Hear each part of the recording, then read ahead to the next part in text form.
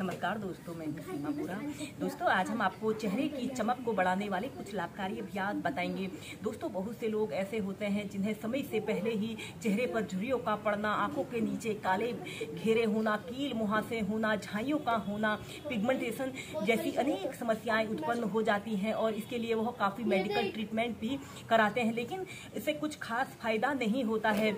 अगर आप कुछ योगाभ्यासों, प्राणायामों को अपनी दिनचर्या में शामिल करते हैं तो आप अपने चेहरे के चमक में वृद्धि कर सकते हैं और यह अभ्यास को करने से आपके चेहरे के चमक में वृद्धि होती है। यह अभ्यास बुढ़ापे को रोकने वाले अभ्यास भी कहे जाते हैं। आइए देखते हैं कि इन अभ्यासों को कैसे प्रैक्टिस किया जाता है।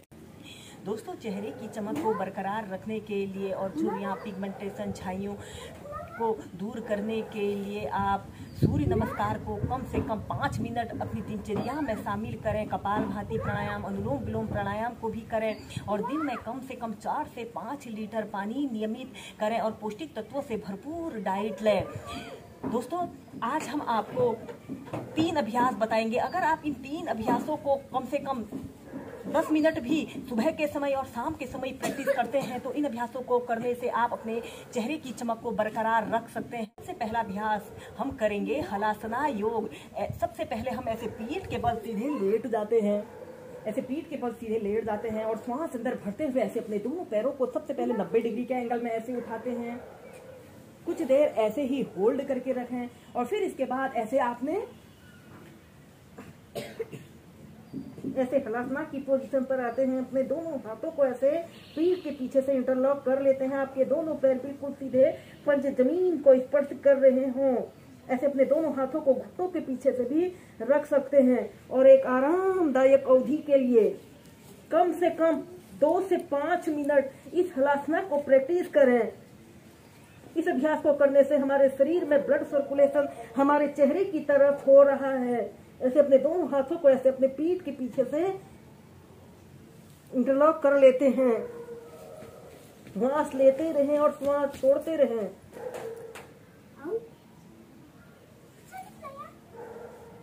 जब आप इस अभ्यास को करोगे तो खुद ही फील करोगे कि हमारे शरीर में एक नई ऊर्जा का संचार हो रहा है और हमारे संपूर्ण शरीर पर एक लाभकारी प्रभाव पड़ रहा है।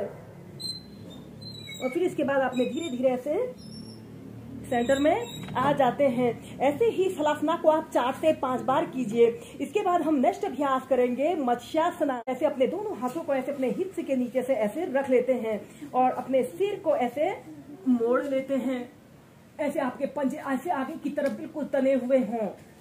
कम से कम 30 सेकंड से लेकर 2 मिनट तक ऐसे ही सरल मत्स्यासना की पोजीशन पर रहते हैं। Normal breathing. ऐसे अपनी आंखों को बंद करें,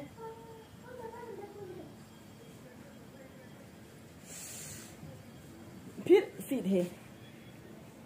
इसके बाद हम इसे पद्मासन लगाकर प्रैक्टिस करेंगे। ऐसे अपने राइट पैर को लेफ्ट थाइस के पास और लेफ्ट पैर को उठाकर राइट थाइस के पास ऐसे रख लेते हैं। ऐसे आपने पद्मासना को लगा लेना है और ऐसे अपने सिर को भी ऐसे मोड़ लेते हैं और अपने दोनों हाथों से ऐसे अपने अंगूठों को पकड़ लेते हैं और कम से कम 30 सेकंड से लेकर 2 मिनट तक ऐसे ही इस मत्स्यासना योग की पोजीशन पर रहें।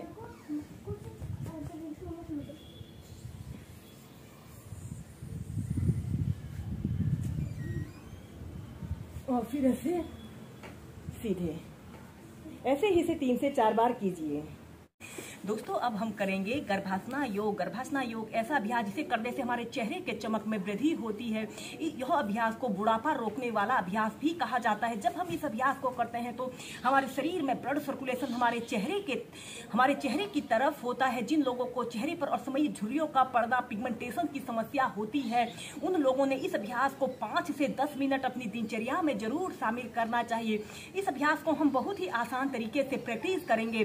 ऐसे ही आपने दंडासन की पोजीशन पर ऐसे ही बैठ जाना है और अपने राइट पैर को ऐसे घुटने से ऐसे मोड़ लेते हैं। ऐसे अर्ध पद्मासना की पोजीशन पर आते हैं और अपने हाथ को ऐसे अपने घुटने के बीच में से ऐसे निकाल लेते हैं और अपने दोनों हाथों को ऐसे प्रणाम मुद्रा बनाकर किसी एक वस्तु पर अपने ध्यान को केंद्रित करते हुए इस अभ्यास को करें। या फिर अपने दोनों हाथों से ऐसे अपने कानों को पकड़ लेते हैं और ऐसे सीधे देखते हैं।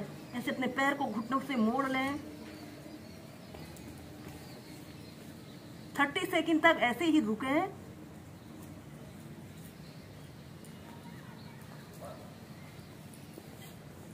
और फिर सीधे फिर दूसरे पैर से ऐसे अपने लेफ्ट पैर को ऐसे घुटने से ऐसे मोड़ लें और अपने हाथ को ऐसे अपने घुटने के बीच में से निकालते हुए ऐसे अपने दोनों हाथों को प्रणाम मुद्रा बनाकर किसी एक वस्तु पर अपने ध्यान को केंद्रित करते हुए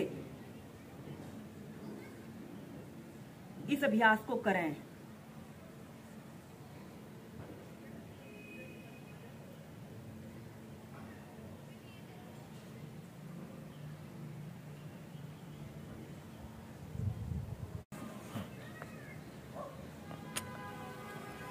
ऐसे सीधे देखते हैं और फिर सीधे। ऐसे ही दोनों पैरों से इसे आप 4 से 5 बार कीजिए। इसके बाद अब हम गर्भासना योग को प्रैक्टिस करेंगे। दोस्तों, गर्भासना योग को करने के लिए आपको पद्मासना को अच्छी तरह से लगाना आना चाहिए। जब आप पद्मासना को अच्छी तरह से लगा लेते हो तभी इस अभ्यास को प्रैक्टिस करें। ऐसे ही आपने सीधे बैठ जाते हैं और अपने राइट पैर को ऐसे घुटने से ऐसे मोड़ लेते हैं। ऐसे अर्ध पद्मासना की पोजीशन पर आते हैं और अपने हाथ को ऐसे अपने घुटने के बीच में से ऐसे निकाल लेना है। और इसके बाद आपने अपने दूसरे पैर को घुटने से ऐसे मोड़ते हुए अपने पैर को राइट थाइस के पास आपने रखना है, यानी कि आपने अब पद्मासना को लगाना है। ऐसे पद्मासना को आपने लगा लिया और अपने दोनों हाथों को ऐसे प्रणाम मुद्रा बनाकर ऐसे धीरे धीरे ऐसे अपने हाथों को ऐसे अपने माथे के समीप लाने की कोशिश करें। 30 सेकंड से लेकर 2 मिनट तक ऐसे ही होल्ड करके रखें।